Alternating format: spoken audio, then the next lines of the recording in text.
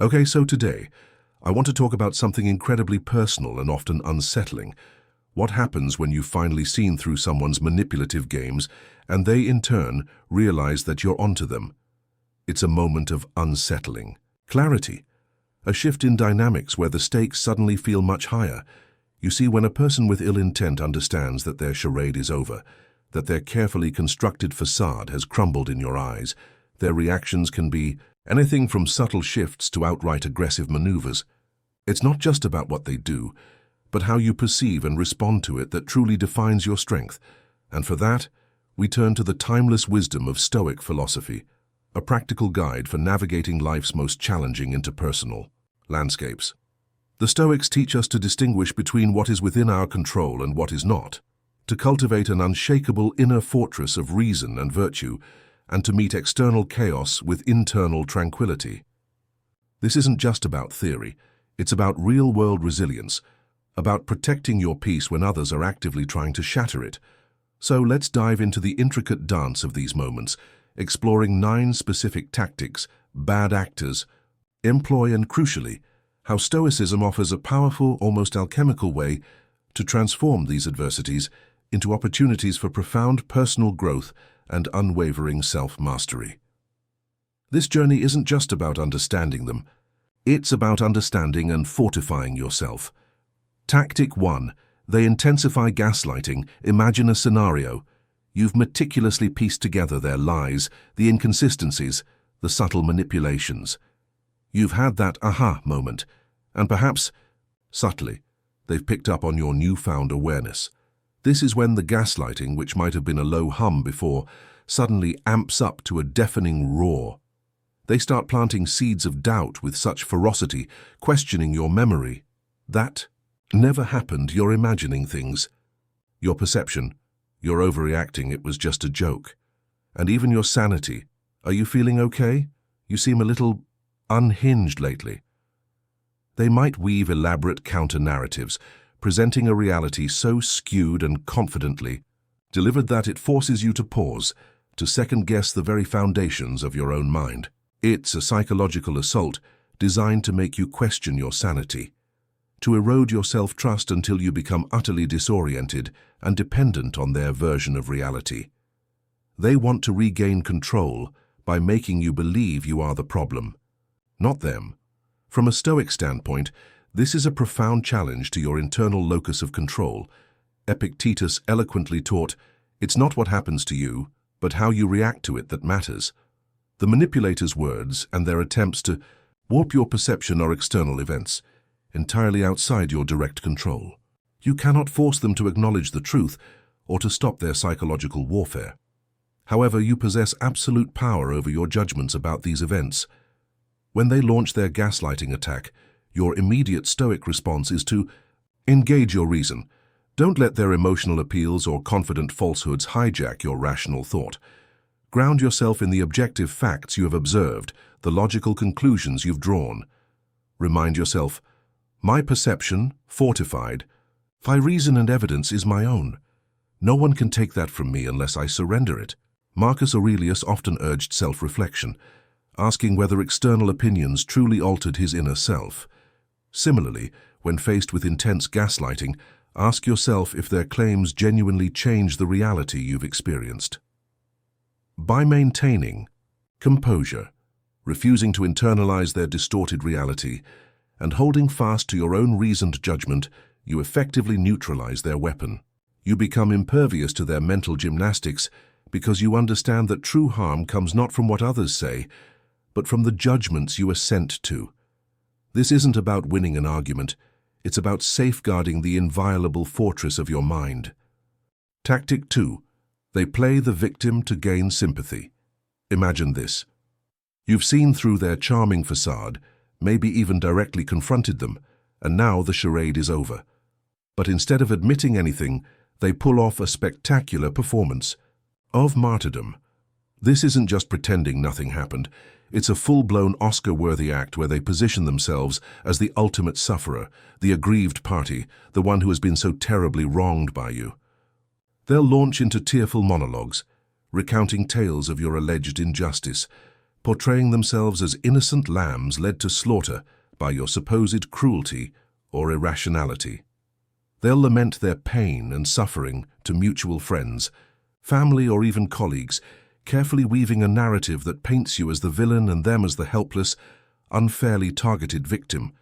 Their goal is to win over external allies, to sway public opinion in their favor, and to isolate you by making others believe you're the true source of conflict. It's a calculated move to garner sympathy and support, effectively turning the tables by making your awareness of their wrongdoings seem like your wrongdoing. From a deeply ingrained Stoic perspective, this tactic directly challenges our detachment from external opinions and our focus on our own virtue. Seneca, with his profound insights into human nature, reminds us that he is most powerful who has power over himself. This means that while we cannot control the narrative they spin or how others perceive us based on their performance, we absolutely control our own internal response. The opinions of others, no matter how widespread or seemingly convincing, fall squarely into the category of externals, things outside our control. To chase after every single person they've swayed, to try and correct every misconception, would be an endless, exhausting, and ultimately futile endeavor. Instead, Stoicism urges us to turn inward, focusing solely on our own virtue and integrity. Marcus Aurelius, in his Meditations, frequently reflected on the insignificance of external praise or blame. He taught that true worth comes from within, from living according to reason, and aligning one's actions with justice, courage, and temperance. When the manipulator is playing the victim, they are banking on your emotional reaction, hoping to provoke you into a defensive frenzy. But the Stoic response is to remain calm, to understand that their emotional performance is a mere play, and to refuse to be drawn into their drama. Your job isn't to justify yourself to them or to the world. Your job is to continue living a life consistent with your deepest values. Let your actions speak for themselves. Let your unwavering composure in the face of their theatrics be your most powerful rebuttal.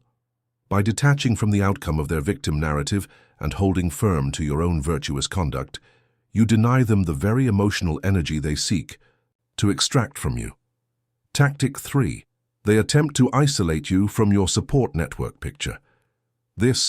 You've pulled back the curtain, revealed their manipulative nature, and now they know you've seen the wizard behind the facade.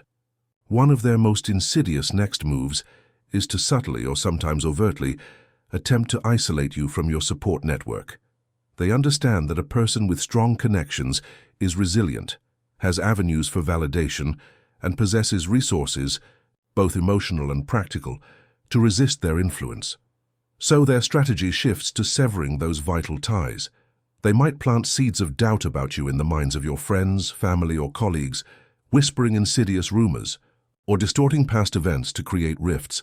Perhaps they'll orchestrate situations that prevent you from attending social gatherings, or subtly discredit your character in group settings, making others wary of associating with you.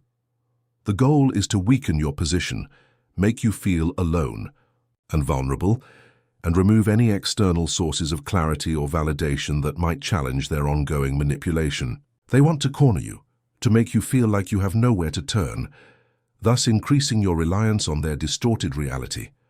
From a profound Stoic perspective, this tactic directly challenges our understanding of self-sufficiency and where true strength lies. Epictetus powerfully asserted, "What does not harm the hive harms the bee." Similarly, external circumstances like social isolation, while unpleasant, cannot fundamentally harm your core self, your reason, or your capacity for virtue, unless you allow them to. The Stoics teach that our inner citadel, our mind, is impregnable if we choose to fortify it. While social connections are a preferred indifferent, something pleasant and generally beneficial, they are not necessary for our happiness or virtue. When faced with attempts to isolate you, the Stoic response begins with clear recognition of their tactic. You cannot control what others are told about you or how they choose to react. These are squarely outside your control. However, you have absolute control over your response and your actions. Instead of succumbing to despair or reacting with anger, engage your reason. Actively strengthen the genuine connections you still have. Reach out to those you trust, share your experiences with discretion, and seek their support. This isn't about fighting back in their game, but about living consistently with your own values. Marcus Aurelius, despite being an emperor, recognized the profound importance of internal peace over external approval. He advised seeking tranquility within oneself. When confronted with isolation, this advice becomes paramount. You possess the power to withdraw into the refuge of your own mind at any moment. This doesn't mean becoming a hermit, but rather cultivating an inner world so robust that external circumstances, even social ostracism, cannot shatter your tranquility. Embrace the opportunity to test your resilience and self-reliance. Remember, your worth is not determined by how many people believe a manipulator's lies, but by your unwavering commitment to your own integrity and reason. By refusing to let their tactics diminish your inner peace, you render their attempts at isolation ultimately powerless. Tactic 4. They orchestrate a smear campaign, all right, so you've seen through their manipulative efforts, and they've realized their window for subtle deception is closing. What's next on their playbook? Often it's a full-blown smear campaign, a deliberate, systematic assault on your reputation. This goes far beyond mere gossip or isolated whispers behind your back. This is a meticulously planned operation where they actively spread falsehoods, distort past events, and fabricate entirely new damaging narratives about you. They might use every available channel: social media, emails, public forums, or even orchestrate direct conversations with key individuals in your life, all designed to tarnish your name, erode your credibility, and systematically turn others against you. Their objective is to undermine your standing in the community, professionally or personally, effectively isolating you by making everyone distrust you. They want to paint such a vile picture that your actual character becomes irrelevant, drowned out by the noise of their malicious fabrications. It's an attack on your perceived identity, a direct assault on how you exist in the eyes of others. From a deeply rooted Stoic perspective, this tactic presents a profound challenge to our detachment from externals and our focus on what truly matters. Seneca, with his profound understanding of human nature, famously noted, "Reputation is a thing we cannot control. It lies outside our sphere of power." This teaching is absolutely central here. When faced with a smear campaign, the natural human inclination is to fight back fiercely, to correct every lie, to defend every accusation. However, the Stoics would advise against this exhausting and often futile endeavor. You simply cannot control what others choose to say or believe about you.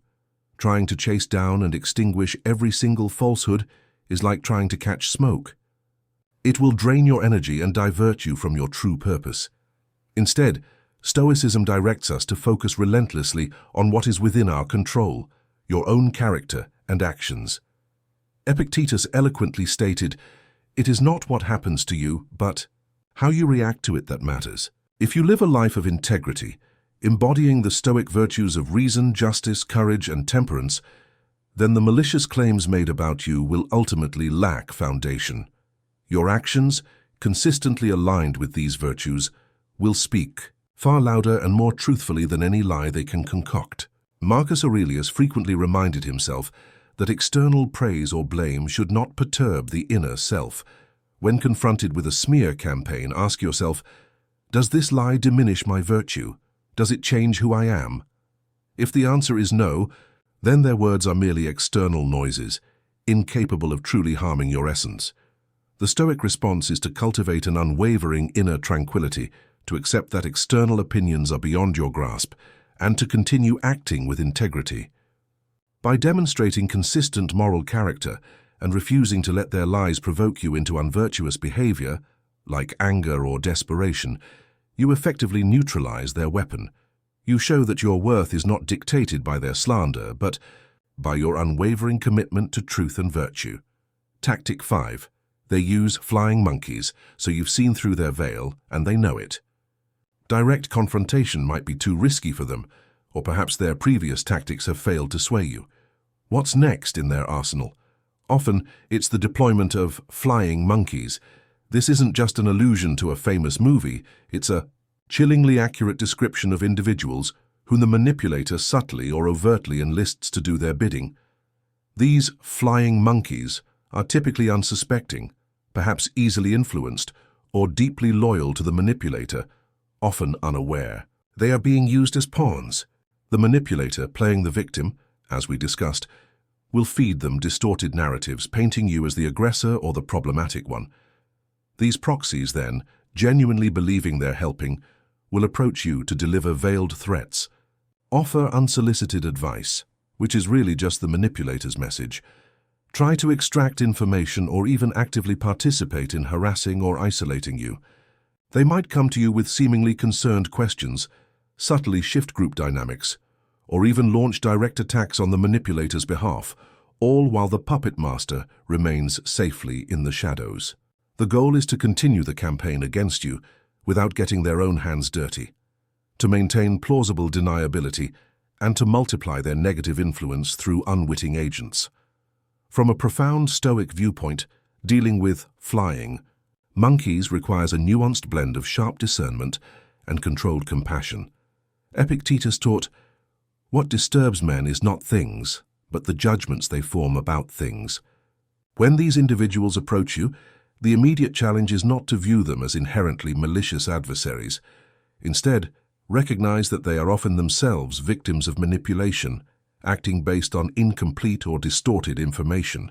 Their actions are, in a sense, outside their true rational control if their judgments have been warped by the manipulator. Your anger towards them would be misdirected, as it fails to address the root cause and pulls you into an unvirtuous emotional state. Stoicism urges us to engage our reason and maintain composure. Understand that you cannot control the manipulator's ability to influence others, nor can you instantly enlighten someone who has been deceived. These fall squarely into the category of externals. Your focus must remain on your internal response. Practice emotional detachment from their words and actions. If they are acting purely as mouthpieces for the manipulator, their words carry no inherent weight for your inner peace. If direct communication is necessary, keep it brief, factual, and devoid of emotional reaction. Do not try to defend yourself exhaustively to those who have already formed biased judgments. Marcus Aurelius frequently reflected on the interconnectedness of humanity and the importance of tolerance for the faults born of ignorance. When encountering flying monkeys, apply this principle. You may feel a pang of frustration or resentment, but allow reason to prevail. Set clear boundaries. Do not allow them to become conduits for the manipulator's negativity. If you can, and if the situation allows for it, you might subtly plant seeds of doubt in their minds about the manipulator's narrative, but do so from a place of calm reason, not emotional rebuttal. Ultimately, your strength lies in your ability to keep your mind undisturbed by the noise they bring, recognizing it as merely the echo of someone else's malice, and to continue living a life consistent with your own virtues. Tactic 6. They resort to threatening or intimidating, subtly or directly. All right, imagine this scenario. You've seen through their carefully constructed lies, they know you know, and all their usual manipulative tricks. The gaslighting, the victim playing, the smearing can have fallen flat. They're running out of options and their sense of control is slipping. This is a critical point because often the next escalation is to resort to threatening or intimidating behavior, whether subtly implied or overtly stated. This isn't about persuasion anymore. It's about brute force, about instilling fear to compel you into silence or submission. They might drop veiled warnings about consequences if you continue to expose them, send chillingly ambiguous messages, or even engage in subtle acts of aggression to remind you of their potential to cause harm. In more extreme cases, these threats can become direct, unambiguous statements of intent to cause professional, social, or even physical damage. Their goal is to paralyze you with fear, to make the cost of continuing to stand up for yourself seem too high, forcing you to retreat and allow them to regain their manipulative foothold. It's an attempt to dominate through fear, to control your actions by targeting your fundamental sense of safety. From a profound Stoic perspective, this tactic is a direct and potent challenge to our courage and our ability to control our emotional responses. Epictetus famously taught, "It is not death that troubles men, but the idea of death." This principle extends to all fears. It's not the threat itself that causes us distress, but our judgment or assent to the fear that the threat attempts to instill. Fear, fundamentally, is an emotion, and as such, it is an internal state that falls squarely within our control. While the external words or actions of intimidation are beyond our power to stop, our response to them is absolutely within our domain. Stoicism urges us to engage our reason when faced with threats. Rather than reacting emotionally, ask yourself, what specifically am I afraid of here? Is it a loss of reputation, a physical harm, a professional setback? Then consider whether this fear is based on a rational assessment of the situation or an exaggerated perception of potential harm. Marcus Aurelius, in his Meditations, frequently reminded himself to face potential adversities with unwavering fortitude, understanding that external events cannot truly harm the soul. He taught that even if the worst-case scenario were to materialize, we still possess the power to meet it with virtue and dignity. When confronted with intimidation, the Stoic response is to remain calm. Do not let their anger or aggression provoke your own. Your composure is your greatest shield. Evaluate the threat rationally. Is it credible? Is it something you can mitigate? If there is a legitimate risk to your safety or well-being, Stoicism does not advocate for passive acceptance of harm. Instead, it encourages prudent action. This might mean seeking legal counsel, reporting the behavior to authorities, or establishing clearer boundaries. These are all rational, virtuous responses aimed at protecting yourself, not emotional reactions driven by panic or revenge. By choosing to act with reason and courage rather than fear, you demonstrate that your inner fortress remains unbreached, and their attempts to control you through intimidation have ultimately failed. Tactic 7. They attack your weaknesses, fears, so you've seen right through them, and they've realized they can't break you with overt threats or public smear campaigns. They're getting desperate. This is when they often pivot to an even more insidious form of attack. They'll directly target your known weaknesses, your deepest fears, or leverage sensitive personal information they've gathered about you. This is a cold, calculated move designed to inflict maximum psychological and emotional pain. They might bring up a past failure you're sensitive about, exploit an insecurity you've confided in them, or twist a private vulnerability to make you feel inadequate, ashamed, or exposed. Their goal isn't just to make you suffer, it's to break your spirit, to diminish your self-worth, and to make you question your own value, hoping that by striking at your core, they can destabilize you enough to regain control or simply enjoy your torment. It's a violation of trust and an attempt to weaponize your humanity against you. From a profound Stoic perspective, this tactic presents a unique challenge to our self-acceptance and our understanding of where true harm resides. Epictetus taught, "It is not things themselves that disturb men, but their judgments about these things." When a malicious person attacks your weaknesses, they are not actually harming you with those weaknesses in and of themselves.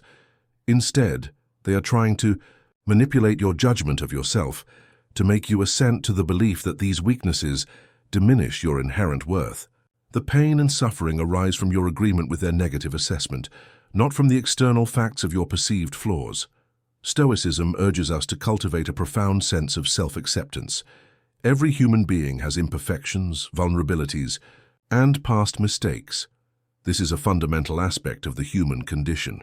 To acknowledge and accept these aspects of yourself is not a sign of weakness, but of profound strength and honesty.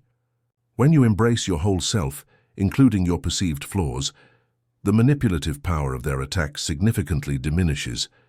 You cannot control whether they know your weaknesses or choose to exploit them, as these are external facts. However, you possess absolute control over how you react to their words and how you define yourself. Marcus Aurelius frequently reflected on the nature of criticism and how it cannot touch the soul. He taught that true harm comes from within, from allowing oneself to be corrupted by anger, fear, or self-pity. When confronted with an attack on your weaknesses, ask yourself, does this lie or truth about me fundamentally change my capacity for reason, justice, courage, or temperance? If the answer is no, then their words are merely external noise. Instead of reacting with shame or defensiveness, recognize their attempt to manipulate your internal state. Cultivate inner tranquility by understanding that your worth is not dictated by their cruel words or your imperfections, but by your unwavering commitment to your own virtue and your rational capacity. By refusing to let their attacks penetrate your inner citadel, you render their weapon impotent. Tactic 8. They resort to absolute denial and relentless blame-shifting. So you've seen through their intricate web, and they've been exposed. All their previous gambits, the gaslighting, the victim playing, the smear campaigns, even the direct threats, have failed to bring you back under their thumb. At this point, for many manipulative individuals, their ultimate fallback is absolute denial and relentless blame-shifting. This isn't a subtle tactic, it's an impenetrable wall. Despite overwhelming evidence, undeniable logic, or even eyewitness accounts, they will refuse to acknowledge any wrongdoing. They will vehemently deny everything, often with an air of incredulity or indignation that you would even suggest such a thing. Furthermore, they will pivot immediately to pinning all responsibility, every single fault onto someone else, most likely you, or perhaps circumstances beyond their control. It's not me, it's you who's irrational, or I was forced into it by your actions. Their goal is to completely abdicate responsibility, to avoid any consequence, and to preserve their meticulously crafted self-image of perfection or blamelessness, both for themselves and in the eyes of any remaining audience. It's a frustrating and often maddening experience, as reason and truth seem to bounce off an unyielding fortress of self-deception. From a profound Stoic perspective, encountering such absolute denial and blame-shifting is a crucial test of our acceptance of what lies outside our control and our commitment to our own rationality. Epictetus eloquently stated, "You cannot control other people's actions, only your own." This truth is paramount here. The stubborn refusal of another person to acknowledge their faults, their insistence on shifting blame, is entirely within their sphere of choice, and therefore entirely outside your control.